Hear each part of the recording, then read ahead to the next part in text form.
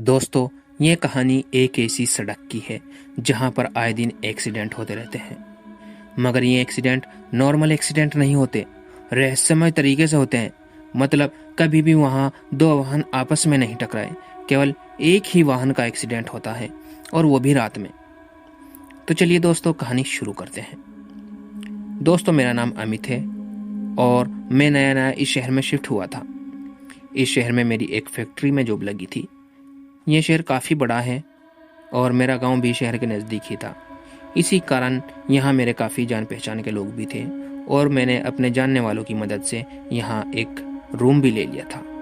मेरे रूम और फैक्ट्री में 5 किलोमीटर का फासला था। फैक्ट्री के आसपास रहने का कोई भी इंतज़ाम नहीं था, तो सब ने यही सलाह दी कि यहीं शहर में ही एक रूम ले लो। सबकी बात मानकर मैंने यहीं पर एक रूम ले लिया। मैं जहाँ रहता था उस घर का मालिक ऑटो चलाता था।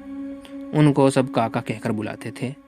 उम्र में बड़े होकर भी वो मुझसे हमेशा दोस्ताना अंदाज में बात करते थे।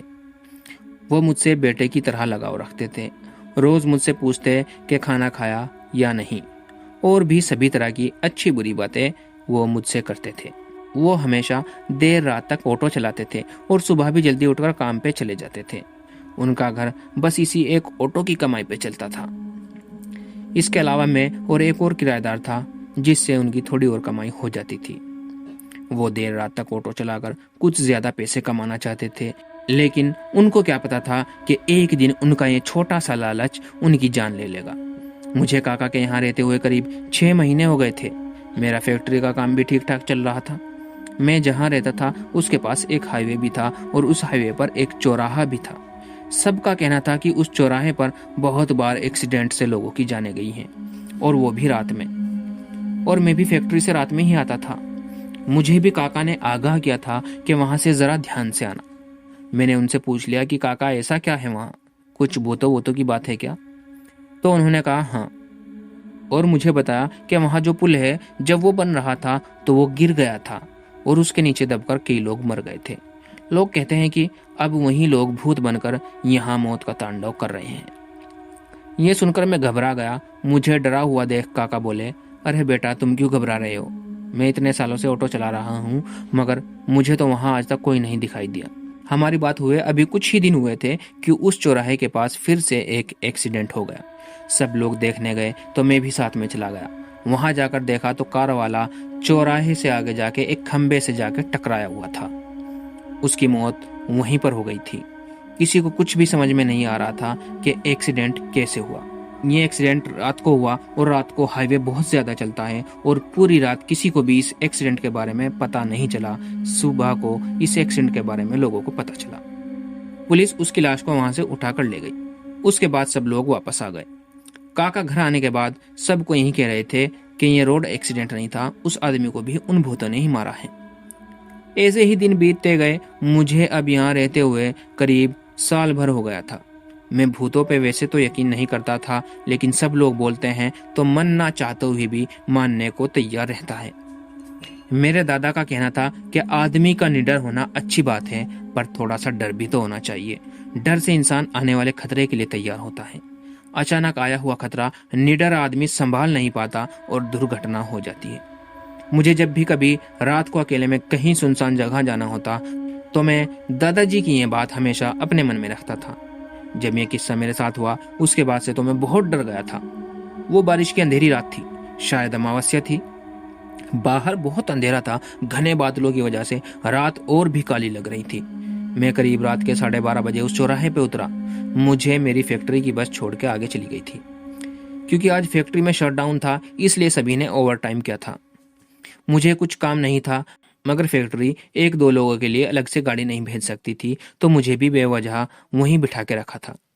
बारिश बहुत हो रही थी, छाता भी नहीं था मेरे पास। भीगते हुए जा रहा था। घर उस चौराहे से कुछ 20 मिनट की दूरी पर था। मैं बिना पीछे देखे जल्दी जल्दी घर जा रहा था। पीछे मैं इसलिए नहीं देख रहा था क्योंकि मुझे डर लग रहा था। चौराहा पीछे रह गया, लेकिन मुझे ऐसा लगा कि चौराहे से मेरे पीछे कोई चल रहा है। मैं पीछे मुड़ना चाह रहा था, लेकिन मुड़ ही नहीं पाया। बस चलता जा रहा था। ऐसे लग रहा था कि अभी घर आ जाएगा, लेकिन मैं घर पहुंच नहीं पा रहा था। घर सामने दिख रहा था, लेकिन न जाने मुझे क्या हो गया था। मैं बस चलता जा रहा था, मगर घर नहीं पहुंच पा रहा था।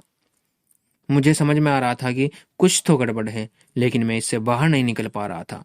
मुझे पीछे से कोई धकेल रहा था। मुझे पीछे देखने की हिम्मत नहीं थी। मैं चलता चलता थक चुका था।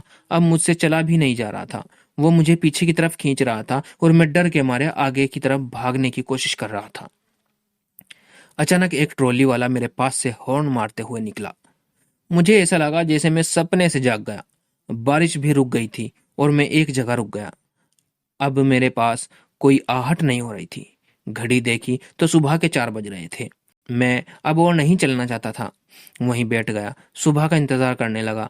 जैसे ही थोड़ा उजाला हुआ तो मैंने देखा घर सामने ही था। पता नहीं मैं कहाँ घूम रहा था और मेरे पीछे कौन पड़ा था। रूम पे जाने के बाद मैं सीधा अंदर जाके कपड़े बदलकर सो गया। डर की वजह से मुझे बुखार हो गया था। काका रूम में आए, खैरियत पूछी, उनको मैंने सब कुछ बता दिया। उन्होंने समझाया कि शायद कोई आत्मा पीछे पड़ी होगी। फिर उन्होंने ये कहा, मैंने ऐसा भी सुना है कि यह आत्मा पीछा करके थका देती है और अगर कोई पीछे मुड़ के देख ले तो उसको अपने वश में कर लेती है, फिर वो उस पर हावी हो जाती है। मैंने कहा, काका मैंने आखिर तक पीछे मुड़ के नहीं देखा, लेकिन मुझे अब बहुत डर लग रहा है। काका बोले, जो होना था वो तो हो गया, अब डरो मत, कुछ नहीं होगा। शाम को मेरी तबीयत और ज्यादा खराब हो गई तो मैं अपने घर चला गया। वहीं मेरा इलाज हुआ। करीब 1 हफ्ते के बाद मैं वापस रूम पे आया। रूम पे आने के बाद वहां का नजारा देख के तो मेरे होश ही उड़ गए। काका एकदम बीमार से हो गए थे। वो पलंग पर लेटे थे। उनको भी काफी तेज बुखार था। मुझे देखकर उन्होंने पास आने का इशारा किया। मैं उनके पास गया तो बोले, अमित बेटा, तू जिस दिन यहाँ से गया था उसी रात को एक हादसा मेरे भी साथ हुआ। मैंने पूछा, क्या हुआ काका? काका ने बोलना चालू किया। मुझे उस रात नींद नहीं आ रही थी और सवारी भी मिल रही थी, तो मैंने सोचा कि आज पूरी रात ऑटो चलाऊंगा। 12 बजे के आसपास चौराहे से 3 सवारी मेरे ऑटो में बैठी। उनको नाके तक जाना था। अंदर बैठने के बाद कोई कुछ नहीं बोला तो मैंने ही पूछ लिया कि भाई इतनी रात को नाके पे क्या करने जा रहे हो? वहां आत्माएं घूमती है। मेरे किराएदार को भी डराया था उन्होंने। मेरे इतना बोलने के बाद उनमें से एक बोला, तुम्हें भूतों से डर नहीं लगता क्या? काका बोले, लगता है ना भाई, लेकिन इस पेट के लिए तो काम करना पड़ता है। नाका आया तो मैंने ऑटो रोक दिया। उनमें से सिर्फ एक ही सवारी उतरी। वो पैसे देकर जाने लगा। उसे जाते हुए देखकर मेरे होश उड़ गए। उसके पैर पीछे की तरफ थे। मैं पसीने से तर हो गया था। दिल जोर से धड़क रहा था, लेकिन ऑटो में 2 लोग और थे, इसलिए मैंने खुद को संभाला। फिर मैंने उन दोनों सवारी से कहा, देखो भाई, उसके पैर देखो, दोनों उल्टे हैं। वो क्या था? तुम्हारे साथ बैठा था, कोई भूत था क्या? मेरे इतना बोलते ही वे दोनों जोर जोर से हंसने लगे। दोनों की आंखें खून की तरह लाल हो गई थी। उनमें से एक ने कहा, हमारे कौन से सीधे हैं, देख। मैंने देखा तो उनके भी पैर उल्टे थे। बस इतना ही याद है मुझे। आगे क्या हुआ पता नहीं चला। घर वाले कहते हैं कि मैं वहां ऑटो में बेहोश पड़ा था। लोगों ने मुझे घर पहुंचाया। काका की ये बात सुनकर मैं भी बहुत घबरा गया कि ये सब हमारे साथ कैसे हुआ। मैं रूम में गया और फैक्ट्री जाने की तैयारी करने लगा।